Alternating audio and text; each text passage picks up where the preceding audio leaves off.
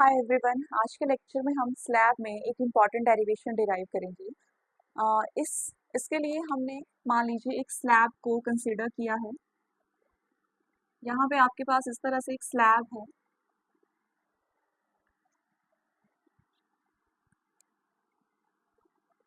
ठीक, अब मान लीजिए बेटा इस स्लैब में इस पॉइंट पर इस तरह से लाइट इंसिडेंट हो रही है with some angle of incidence I1। ठीक है, अब लाइट रे जो है वो रेयरर से डेंसर की तरफ जा रही है, इसीलिए द लाइट रे will move towards the normal. Light ray जो होगी वो नॉर्मल की तरफ बेंड हो जाएगी, तो इस तरह से लाइट रे हमारी बेंड करेगी टुवर्ड्स द नॉर्मल। और मान लीजिए बेटा यहाँ पर लाइट रे R1 एंगल फॉर्म कर रही है। ठीक है, इस तरह से लाइट रे आई टुवर्ड्स द नॉर्मल, लाइट रे हमारी बेंड कर गई। अब सेकेंड पॉइंट पर यहाँ पे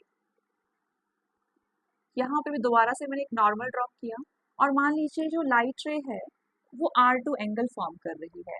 ठीक है, सेकेंड सरफेस पर the light ray is incident from the denser to the rarer medium, इसीलिए लाइट रे जो है वो away from the normal bend हो जाएगी। ठीक है, अगर मीडियम में डिफरेंस ना होता तो लाइट रे सीधी जाती, लेकिन लाइट रे डेंसर टू रेयरर जा रही है, इसीलिए लाइट रे away from the normal bend हो जाएगी, नॉर्मल से दूर जाना चाहेगी। ठीक है, तो लाइट रे हमारी away from the normal bend हो जाएगी, यानी कि इस तरह से लाइट रे हमारी बेंड कर जाएगी।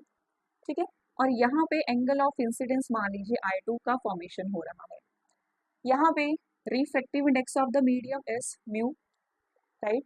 अब देखो बच्चे, यहाँ पे स्नेल्स लॉ का यूज हम करेंगे क्योंकि लाइट रे रेयरर से डेंसर की तरफ जा रही है। So according to Snell's law, refractive index of the first medium, that is mu1 into sine of angle of incidence, which is I1, is equals to refractive index of the denser medium, that is mu, into sine of angle of R, sine of angle of R1। अब rare medium आपके पास air है और air का refractive index 1 होता है, so 1 into sine I1 is equals to mu into sine R1। ठीक है, तो यहाँ पे ये बन जाएगा, अगर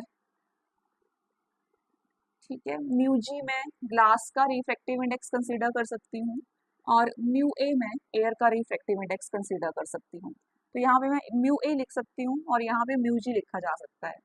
ठीक है, mu G and mu A, right. तो ये बन जाएगा sine I1 divided by sine R1 is equals to mu G divided by mu A, refractive index of the glass with respect to air, right. ये first equation आ गई मेरे पास। अब दोबारा से इस पॉइंट पे मैं स्नेल्स लॉ का यूज करूंगी, मान लीजिए पॉइंट बी है। ठीक है, तो बी पॉइंट पे हम स्नेल्स लॉ का यूज करेंगे। अब देखो, according to Snell's law, refractive index of the first medium जो कि आपके पास म्यू जी है into sine of angle of incidence, that is R2, is equals to refractive index of the other medium, कहाँ पे जा रही है, एयर पे जा रही है, that is mu A into sine of angle of refraction I2। ठीक, तो ये बन जाएगा mu G divided by mu A is equals to sine I2 divided by sine R2। ठीक है, म्यू जी के नीचे म्यू ए को लेके आ गई मैं और साइन I2 के नीचे साइन R2 को लेके आ गई। ठीक है, ये फर्स्ट इक्वेशन है और ये सेकंड इक्वेशन है। फर्स्ट इक्वेशन में mu G over mu A और यहाँ पे भी mu G over mu A, यानी कि इन दोनों की जो कंपैरिजन करने पर मेरे पास वैल्यू आएगी sine I1 over sine R1 is equals to sine I2 divided by sine R2। ठीक है, इन दोनों इक्वेशंस को मैंने कंपेयर किया, यहाँ पे mu G over mu A और यहाँ पे भी mu G over mu A, यानी कि sign I over sine R1 ये हो जाएगा sign I2 over sign R2 के इक्वल। ठीक है, और यहाँ से मुझे ये इक्वेशन मिल गई। रीजन आप दे देंगे फ्रॉम 1 एंड 2। ठीक, अब देखो बेटा, यहाँ पे आपके पास इस तरह से नॉर्मल्स हैं। ठीक, यहाँ पे ये नॉर्मल है और ये भी नॉर्मल है। ठीक, और हमने इन दोनों नॉर्मल्स को इस तरह से ज्वाइन कर रखा है। ये दोनों एंगल्स इक्वल होने वाले हैं। ठीक है, ये दोनों एंगल्स आपके सेम रहने वाले हैं, यानी कि R1 is equals to R2। ठीक है, तो ये इक्वेशन बनेगी sine I1 divided by sine R is equals to sine I2 divided by sine R। अब दोनों हमने यहाँ पे सेम कर रखे हैं, यानी कि ये कैंसिल हो सकते हैं, तो आपके पास वैल्यू बच रही है sine I1 is equals to sine I2 के इक्वल। अब यहाँ पे हम इन्वर्स कर लेंगे तो आपके पास बनेगा I1 is equals to I2 के इक्वल, यानी कि एंगल ऑफ इंसिडेंस आपका एंगल ऑफ एमर्जेंस के इक्वल होता है, यानी कि इंसिडेंट रे इस तरह से फॉल हो रही थी, ठीक है। अगर इसको मैं इस तरह से एक्सटेंड कर दूंगी, इस तरह से अगर इंसिडेंट रे को एक्सटेंड किया जाए तो ये दोनों रेस, इंसिडेंट रे और एमर्जेंट रे, एक दूसरे के पैरेलल होंगी, ठीक है। फिर स्लैब ने क्या किया, शिफ्टिंग की, लेकिन डायरेक्शन तो सेम ही रही ना।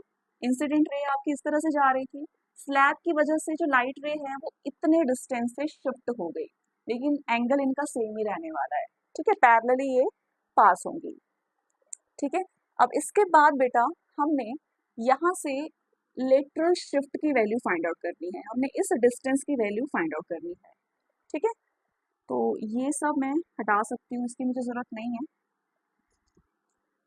ये जस्ट हमने दोनों रेस को पैरेलल प्रूव करने के लिए किया, that angle of incidence is equals to angle of emergence, ठीक।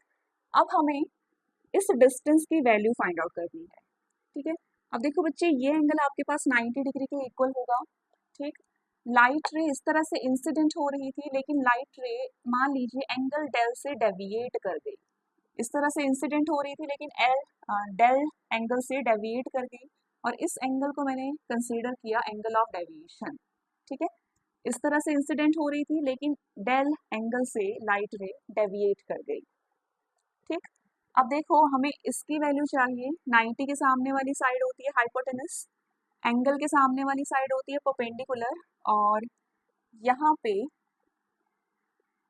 ये हो गया बेस, ठीक है। अब इस ट्राइंगल से मैं साइन डेल की वैल्यू फाइंड आउट करना चाहूंगी, ठीक है। साइन डेल क्या होगा, परपेंडिकुलर अपॉन हाइपोटेनस के इक्वल। सो परपेंडिकुलर लाइन आपके पास ये है जो कि शिफ्ट के इक्वल है, इसे ही तो हम शिफ्ट कहते हैं, ठीक है, ये लेटरल शिफ्ट के इक्वल है। So perpendicular is lateral shift, जिसकी वैल्यू हमने फाइंड आउट करनी है, डिवाइडेड बाय हाइपोटेन्यूज। हाइपोटेन्यूज आपके पास ये लेंथ है, तो इस पॉइंट को ए हम मान सकते हैं, ए बी। ए बी आपके पास हाइपोटेन्यूज की वैल्यू है एंड साइन डेल, ठीक है। अब देखो बच्चे, मुझे ए बी की वैल्यू चाहिए, मान लीजिए टी है इस स्लैब की thickness, T is the thickness of the slab. अब यहाँ पे अगर मैं इस लाइन को बेस लाइन के साथ ज्वाइन कर देती हूँ तो ये लेंथ भी आपके पास टी के इक्वल हो जाएगी, ठीक है, जबकि ये लेंथ आपके पास एच के इक्वल है यहाँ पे, और ये लेंथ आपके पास टी के इक्वल है, और यहाँ पे ये आ गई बेस लाइन, ठीक है। यहाँ पे ये 90 डिग्री का एंगल है, यहाँ पे R1 ये 90, यानी कि ये आपका बेस लाइन हो गई, एंगल के सामने वाली साइड दैट इज परपेंडिकुलर, 90 के सामने वाली साइड दैट इज हाइपोटेनस, ठीक है। अब हम इस ट्राइंगल का यूज करके कॉस थीटा की वैल्यू फाइंड आउट करना चाहेंगे, ठीक है। तो इस ट्राइंगल का यूज करके हम कॉस R1 की वैल्यू फाइंड आउट करेंगे। कॉस क्या होता है, base over hypotenuse. So cos R1 is equals to base, base आपके पास t के इक्वल है, एंड हाइपोटेनस, हाइपोटेनस आपके पास ए बी के इक्वल है, ए बी, ठीक है, hypotenuse that is A B. तो यहाँ से A B is equals to T over cos R1 के इक्वल आ जाएगा, ठीक। सो ये है फर्स्ट इक्वेशन, और ये है अपने पास सेकंड इक्वेशन। सो हम सेकंड इक्वेशन से ए बी की वैल्यू फर्स्ट इक्वेशन में पुट करेंगे, putting the value of AB from equation number 2 in equation number 1, we get sin del is equals to lateral shift divided by AB, and AB आपके पास है T over cos R1 के equal, ठीक है। अब इस पूरी term को हम लेफ्ट हैंड साइड में शिफ्ट कर सकते हैं, तो ये बनेगा sine of delta into T over cos R1 के इक्वल is equals to lateral shift, अब देखो बेटा साइन डेल, लाइट रे मेरी इस तरह से फॉल हो रही थी, लेकिन स्लैब के बीच में आ जाने से लाइट रे डेल एंगल से डेविएट कर गई। यहाँ पे नॉर्मल इस तरह से है, ये इंसिडेंट रे है जो कि एंगल आई फॉर्म कर रही है, और यहाँ पे एंगल डेविएशन फॉर्म हो रहा है और यहाँ पे एंगल है R1, ठीक है। So I is equals to R1 plus del, और del is equals to I minus R1 या फिर I माइनस R। तो यहाँ पे साइन डेल, यहाँ पे लिख सकती हूँ मैं डेल्टा की जगह पे I माइनस R की value into T divided by cos R1, ठीक है। सो ये है आपके पास लेटरल शिफ्ट के लिए डेरिवेशन, ठीक है। इंपॉर्टेंट डेरिवेशन है, आपसे एग्जाम में पूछी जाती है और इससे बहुत सारे क्वेश्चन आपके कॉम्पिटिटिव्स में बनते हैं, ठीक है। Thank you.